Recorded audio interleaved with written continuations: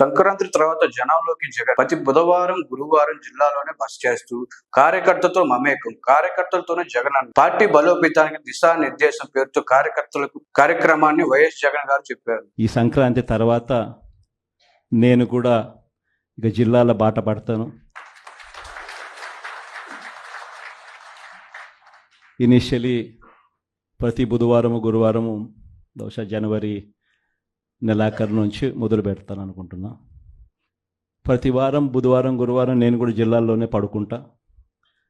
ప్రతి పార్లమెంటు ఒక యూనిట్ కింద తీసుకొని నేనే అక్కడికి వచ్చి నేనే బస చేస్తా.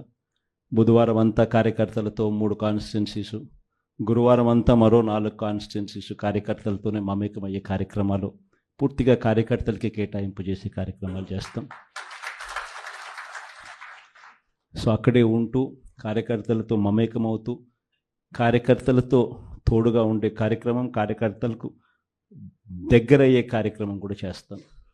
దాంట్లో భాగం కూడా ప్రోగ్రాంలో పేరు కూడా కార్యకర్తలతో జగనన్న పార్టీ బలోపేతానికి దిశానిర్దేశం అనే కార్యక్రమం పేరు కూడా పెట్టి ముందుకు తీసుకొని పోతాం.